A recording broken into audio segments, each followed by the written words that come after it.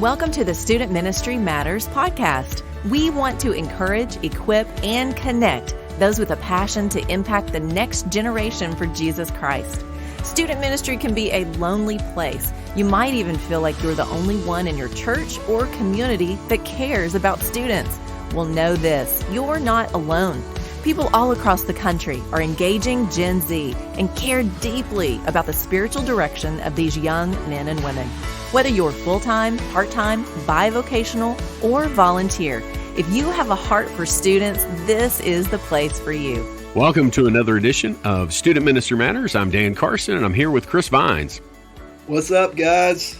Well, on today's podcast, we're going to be talking with our friend Jimmy Brock. Jimmy is the director for the Association of Baptist Students at Southern Arkansas University in Magnolia. And we're excited to have him on and talk about his ministry there, as well as the importance of college ministry. But before we do that, I want to thank our podcast partner, Central Baptist College of Conway, Arkansas. Central Baptist College is a great place for you to send your students. If they're looking for that next step in their educational journey, let me encourage you to send them to cbc.edu. They can set up a visit, and they can do that virtually or in person. They've just recently had a stampede, which is what they call their preview day. They had a lot of people show up. I would encourage you to get on campus so that you can meet some of the staff and some of the people there. Maybe you're trying to finish a degree. Let me encourage you to check them out. You can also find more information about that at cbc.edu. It's been a weird few years, and during that time, a lot of people have changed ministries of where they have been and where they're at, and our guest is one of those guys. He was the youth pastor at Farley Street Baptist Church in Waxahachie, Texas. I hope I spit that out correctly. He was there for 4 years. He's married, got 2 kids. Jimmy, we are thrilled that you're on the podcast with us. Yeah, I'm excited to be here. Well, Jimmy, I want our listeners to get to know you. So just right out of the gate, talk about your role. What do you do there at SAU? Yeah, I am the director of a ministry called the Association of Baptist Students, which is supported by 25 churches, BMA churches here in Magnolia. And I'm a campus ministry. So I'm not on staff at a church. We are supported by the church. So we don't replace the church. We come alongside the church. We're supported by the church. And I minister to college students. And so we have a building right there on the campus, right next to the nursing building there at SAU. And so we minister to college students. Chris, back in the day when you were in college, were you involved in any sort of college ministry? Oh, yeah. If they had a ping pong table, I was there. Nice. Ping But pong. yeah, I was a part of what was the old ABS in Conway. When I came to Conway, it had essentially been adopted as the college ministry of Antioch Baptist Church, and they called it Perspective. And so I was a part of that my whole time during college. Well, for me, college ministry began even before I got to college. And that's one of the nice things about some of the ABS chapters is they try to reach out to some of those students that are seniors and juniors in high school that are about to make that transition. And for me, I was involved with the Association of Baptist Students at Fayetteville with the University of Arkansas in Warren DeGoss. And so I'd go to Bible studies. I went on some trips with those guys. And as I've mentioned before on the podcast, I can't believe my parents just let me run off with a bunch of college students while I was still in high school. But, it was a different era. I mean, we're talking the late 80s before you guys were walking around on this planet is the problem. Are you guys still wearing tie-dye headbands then? Only on certain occasions. So, well, Jimmy, again, we're thrilled that you're on the podcast with us. And I'm excited about your ministry there. You took on that role during the midst, really kind of the middle of all of this pandemic stuff. Things changed, and as they've changed for a lot of people. But I would love for our people to get to know you a little bit better. They've had that opportunity meeting you at the SOAR conference, at other places.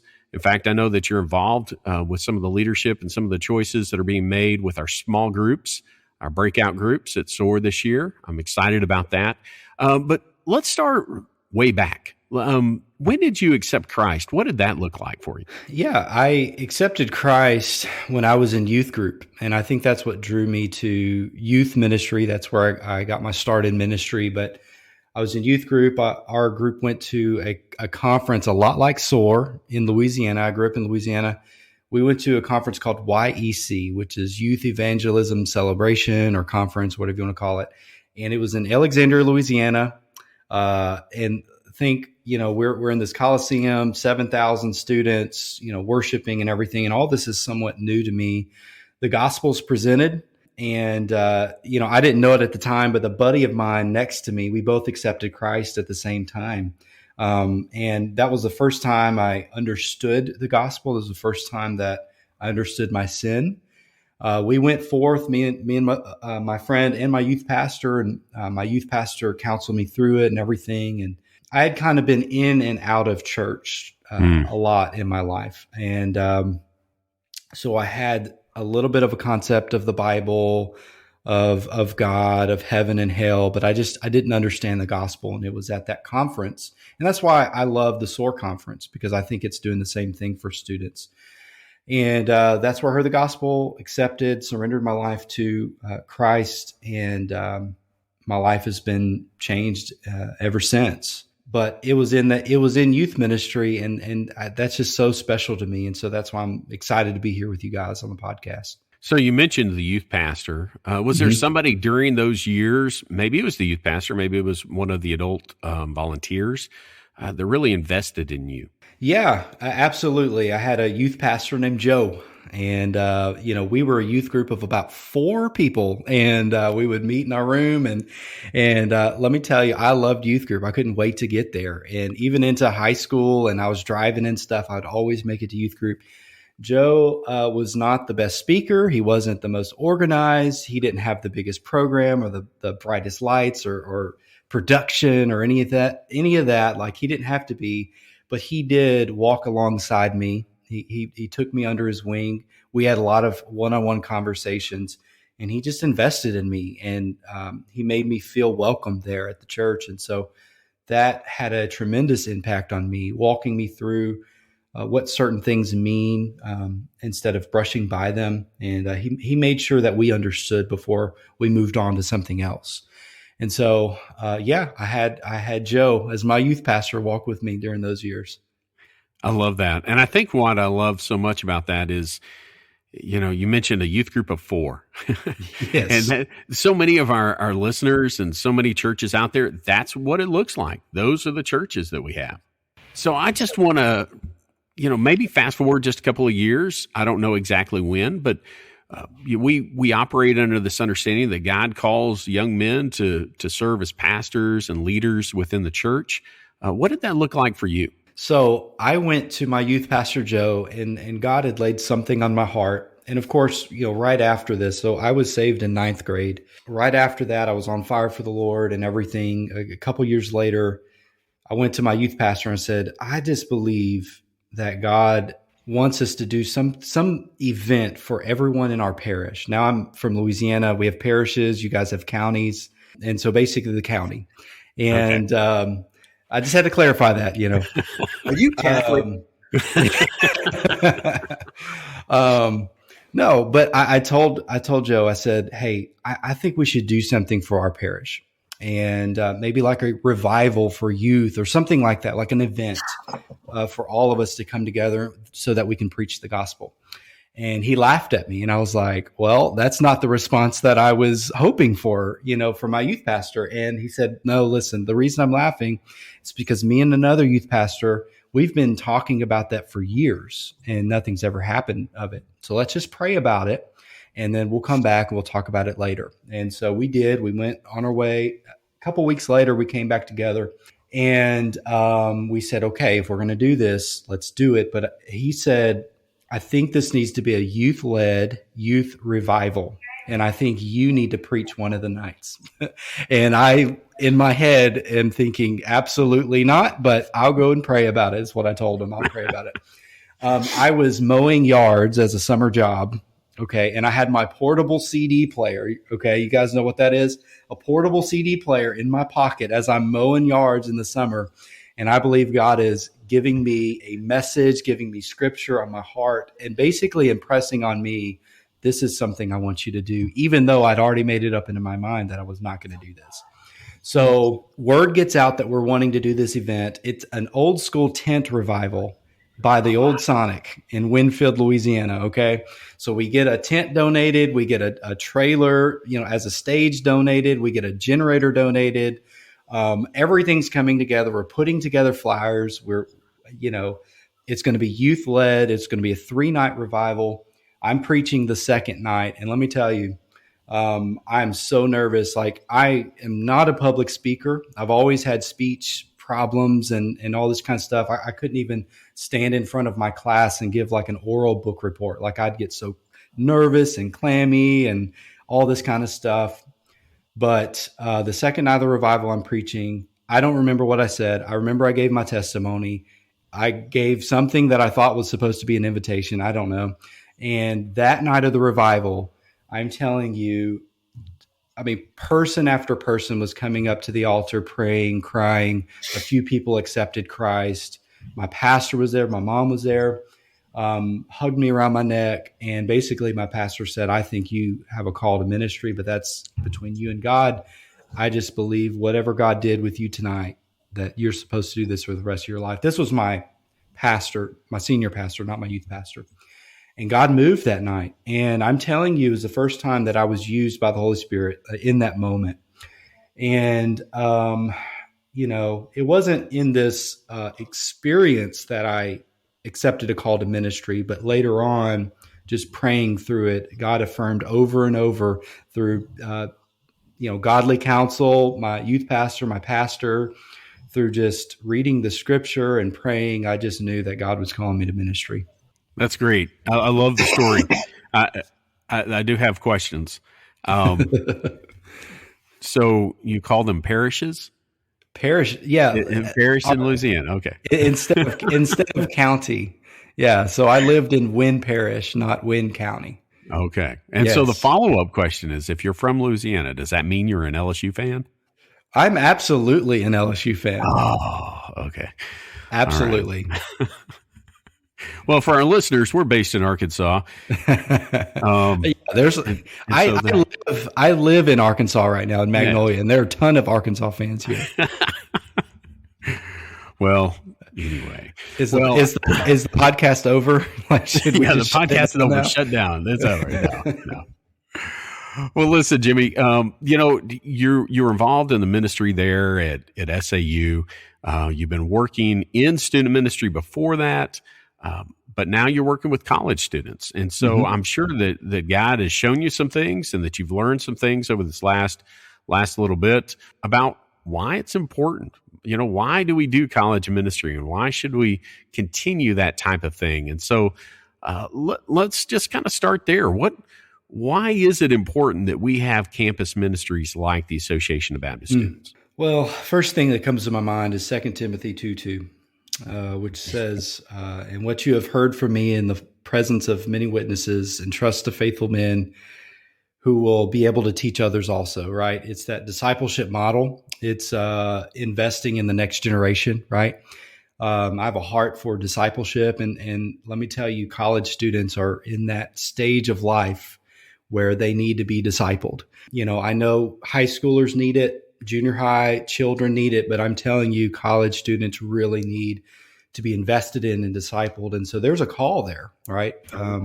To make disciples, to invest in them. Because, if you think about it, they are in a season of making decisions. They're making decisions of what they're going to do with the rest of their life. They're making decisions of who they're going to marry, what they believe and what they're going to believe, what their priorities are going to be. And so to be able to walk with them through that process is so important to help them to make decisions based on the gospel. And so I love what I get to do with college students because it's such a strategic time in their life to disciple a student. I know that SAU is in Magnolia, and before the podcast started recording, we talked a little bit about the bubble that is Magnolia and the bubble that is SAU. But it is different than than maybe the surrounding community, or maybe it's definitely different from where I'm at. I'm in Northwest Arkansas in Fayetteville, which we're the second largest city in the state, and we have a student population of about 27,000 at the University of Arkansas. So it looks a little bit different, I'm sure, than the ministry that you're doing there. Can you kind of describe what it's like? Because I know you moved from the Metroplex. You were in Waxahachie, Texas, which is right outside the Dallas-Fort Worth area. How is that different? What is it like being in Magnolia and being at a smaller university? Yeah, it's, for 9 years, I was on staff at a church. So that's the first biggest difference, is going from being on staff at a church, leading a ministry there, being on a team, to now at the ABS, I'm kind of working by myself as the director. And so you do a lot of things on your own. It's way different. Magnolia is a small town, and we're used to being, like you said, in Dallas. But that's not necessarily a bad thing. There's always something going on here, especially on the college campus. And, I'm able to walk on campus and go to Starbucks or go to Chick-fil-A or whatever it is they have on campus and hang out with students. And our building being so close to campus, we have students that come over to our building and get to hang out in our space. I mean, we want our building to be used. That is for the college students. And so, yeah, we have ping pong, we have a basketball goal, we have an Xbox in there. Like, we have free food, snacks or whatever. If they just want a coffee break and come get free coffee and then go back to class, they can do that. So it is different. It is a big difference from being on staff at a church, being with a team, working together, to actually being the person in charge. But we just try to keep ministry simple. That's what we try to do. Well, you mentioned it, discipleship, and discipleship isn't a complicated process, really. I know that you're a fan, or at least last time that we spoke, you're a fan of the Replicate ministry that from Robbie Gallaty and Chris Swain. How are you going about the discipleship process there with your students? What does that look like? So we're building up to it. Okay. This is my first year being here, and I didn't want to jump in and do everything all at once. Right. I've got to get buy-in from the students. And so this year, my goal and my word for the year, my ministry word for the year, is relationship. My goal this year is to build relationships and build trust with these students, make a few memories, and just get to know them, for them to get to know me and my wife and buy into us before they buy into what we're trying to do. And so we're focusing heavily on relationships, having them in our house every week, having a lot of meals together. As a matter of fact, in March, we're going to go to Tim Hawkins in West Monroe. So we're doing a lot of those types of things. Next year, my word for the year is discipleship. That's where we'll move into, okay, we're going to get more intentional about reading the word together and having accountability. And if you're familiar with Replicate, we're not going to do anything different outside of those discipleship groups. So we're still going to be memorizing scripture together. We're still going to have accountability questions. We'll be on a reading plan together, men with men, women with women, and we're just going to dive in and do that. But we haven't started that yet, but we're getting there. The old adage is that people won't care what you know until they know that you care. That's and right. That's definitely true with college students. They're looking for real, authentic relationships with the adults that are in their lives. And if you're there for a year and then gone, they'll go, oh, yeah, he was just, he's not real. That's what they're looking for. Right. And so, that's right. Well, you mentioned the small town, you mentioned the differences. What do you think are some of the challenges that the college students that go to Magnolia, that go to Southern Arkansas University, what are they facing now? I always say that the freshman year is the most important. That's where they're going to make a decision of which group that they're going to jump into and belong to. And so if you think about it, if a Christian student comes to college and they don't make church a priority, or they don't make campus ministry a priority, they might make a fraternity or sorority a priority, or they may join this club over here, or they may get involved with athletics. If a freshman doesn't take the time to prioritize their faith, then something else will come along and sweep them away. And so I think their freshman year is so important for them to get plugged in and connected. And my challenge to youth leaders is that they walk with them in that process and hand them off well. But a lot of times we end up dropping the baton, right? We've heard the statistic, that about, and this is according to Lifeway research, that about 66% of students are walking away from the faith as they move into young adulthood. This is the season of making decisions on their own. And we cannot stop discipleship when they graduate from high school, and we've got to start handing them off well. College ministry, in a lot of ways, is the waterfall. So like if you think about your discipleship process from children's to youth to senior adults as a river, you're going through the process, you funneling, you have a great strategy for children's, you have a great strategy for your middle school, high school, college ministry, and young adults almost as the waterfall that drops off. And that was, for me, I wish I would have placed more importance on handing off the baton, walking them, still discipling them and walking them through into the next stage into college or even to a trade or whatever they're going to do. But I think that's a challenge for them that, okay, you're graduated, you're on your own. And we've got to walk with them through that. Chris, how have you done that over the years? Yeah, that's a great, just a great word from Jimmy. And I think one that's needed. The way that I've done it's been imperfect, but it's something that I have thought about. In fact, I wanted to ask Jimmy a question specific to that, but let me first just answer your question, Dan. I mean, the way that I've done that in the past is as I have kids graduate from student ministry and I know that they're going to be going to college in a particular place, I first think about who I know in that place. What church leaders do I know? Do we have a college ministry present there? If so, who's the director? Do I know them? How can I get in contact with them? And normally it's just a phone call to whoever that person is and just say, hey, I've got these kids that are coming in. They're going to be on your campus. I'd like to pass along information so that you can, reach out to them and try to get them plugged in and that kind of thing.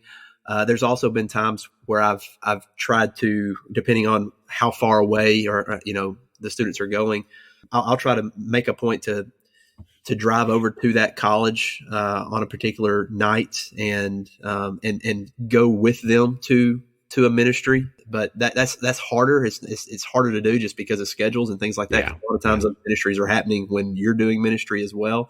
But trying to hand off in that way. But that was going to be my question to Jimmy is, Jimmy, you're about an hour down the road from me. You're new, and I haven't had anybody really graduate yet to go to SAU, but I will. And so I'm curious, what advice would you give to myself and to other youth pastors who have students that are going to be going to your college or to another university? Mm-hmm. How can we hand those students off well to you? Is it a phone call? Is it more than that? What would you say? Sure. So I think we're in two groups here.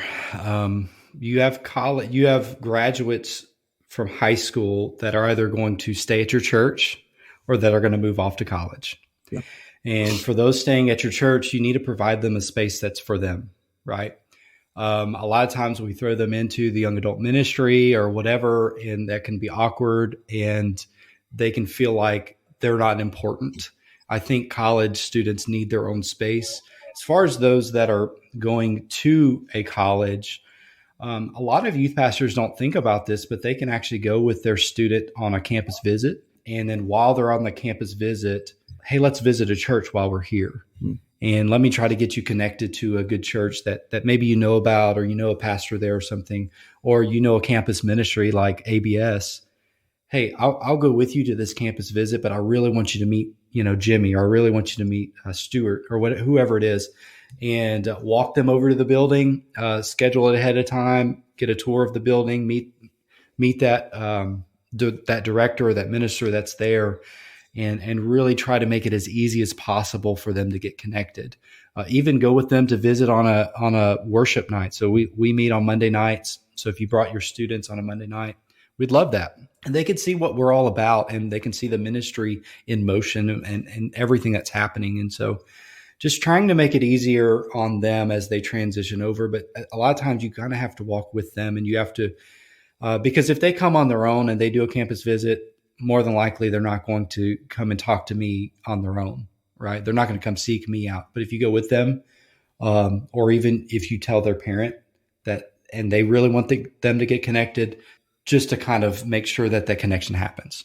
No, that's good, man. And like I think a lot of I like the way you split those two groups up, because we do have some that are going to stay a part of our church, and ultimately, and you said this earlier, ultimately we don't want college students, to just get invested in ABS or some kind of campus ministry. We ultimately want them to be connected to the local church, and that's one of your tasks, big task as college ministry, is helping students, find their place and as they work through all those decisions that you've mentioned, but also ultimately to get them connected into a vibrant, faithful local church.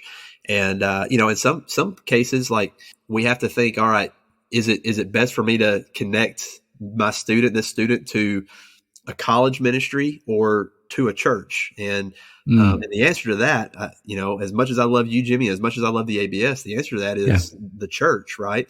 But that's where our relationship with guys like you becomes sweet, because you know the area better than we do, and we can hand off our students to you, and knowing that they're going to be discipled along the way, but also that your intention is not just to recreate youth group for them for the next 4 years, but ultimately to move them in a positive direction toward the local church. And so, man, I appreciate you sharing all this, because there's some of those that I hadn't even thought about before, as far as like going on a campus visit specifically in that way, and scheduling that ahead of time. That's great advice. Yeah. And I 100% agree with you that the emphasis is on the local church, them to get involved with there first. And the very first meeting of the year, I tell our students that they need to be involved in the church, that there's 25 of them that support us, and we can get them connected. I would rather them first connect to a church and then come connect with us, right? That we're not trying to replace the church in any way, because we're not multi-generational.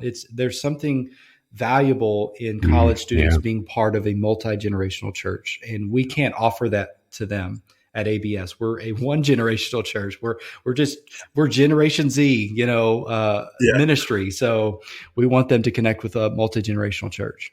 Yeah, that's great. And man, it encourages me. I mean, one, you're a friend of mine. I don't care what people say. I do kind of like you, and it's just good to hear that perspective, because I think we can, again, not trashing anybody, but not every college ministry has that perspective, and not everybody places that much importance on the local church, and even those who do don't understand or don't even articulate what you just did in terms of the generations and why we need one another. And so I think one thing that's really cool about your position that I've always appreciated, and that one that I know you're experiencing now firsthand, is the fact that you're a missionary on that campus, in that local area. And we don't often use that term. You're the director, but you're the local missionary for those 25 churches to that particular college, that university. And that comes with a completely different perspective than what most people have when it comes to college ministry. And that's one reason why I've always loved ABS, and how it's part of a local association of churches. I love that phraseology, we'll call it that is a local missionary there on that campus. I think about Stuart Estes, who is up at the University of Arkansas. He is our missionary on that campus. The other ABS directors that we have around the country, they are missionaries. They are trying to bring the gospel and see disciples be made on those campuses. And so, man, I appreciate so much some of the things you've shared today, Jimmy. I do have kind of a follow-up. What are some things that you do to encourage that connection? I know that you mentioned it at the very beginning, that they need to be involved in a church, but are there any things that you do within your ministry that point those students that direction? One of the best things I could do is to connect with the churches myself. Yeah. If I know the church very well and I know the pastor and the ministers there very well, it's easier for me to connect students to them. Yeah. But other than that, I have a core group of students who are involved in the churches. And if I have new students come in that aren't going to church anywhere, I like to connect them to that friend group. They're way more likely to go with a friend to church than to go with me to church, right? Oh, yeah. And so connecting students with students and having that accountability, and this is going to come into discipleship groups. It all comes back to discipleship. Yeah. If we're in discipleship groups, right, I'm keeping them accountable and I'm asking them, hey, how was church on Sunday? What was the sermon about? Did you go? Did you wake up in time? Hey, I'm going to come pick you up, or something like that. Like accountability matters. And, so through discipleship groups, through just student connection, for me, connecting with local churches. Another thing I've done is, so on Tuesday night, I have a home group where I have all the college in my home. We play games. I feed them. It's a fellowship night. Like there's no Bible study or anything. It's just us getting to know each other, sharing a meal together. One of the home group nights, we actually met at a local church and we said, hey, we're going to be over here at Antioch East Baptist Church tonight. And we're going to play games over there. We're going to eat over there. And we played pickleball. I mean, we played, I don't know if I can say this on the podcast, but Murder in the Dark. We played, we played sardines. We went and had fun, and we did it at a local church, making the connection. Hey, you've already been there. Friends that go there. It makes it much easier for you to show up a second time there. Yeah, it does. It does. Mm-hmm.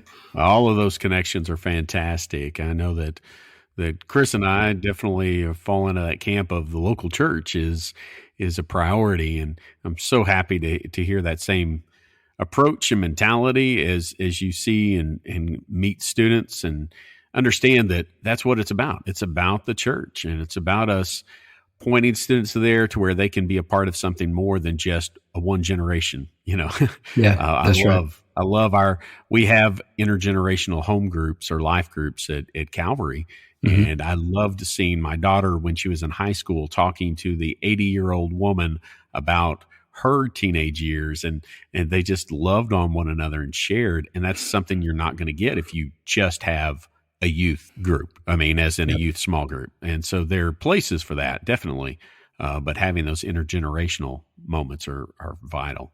Well, Chris, as we wrap up, do you have any other questions for Jimmy as we talk about college ministry? No. Okay.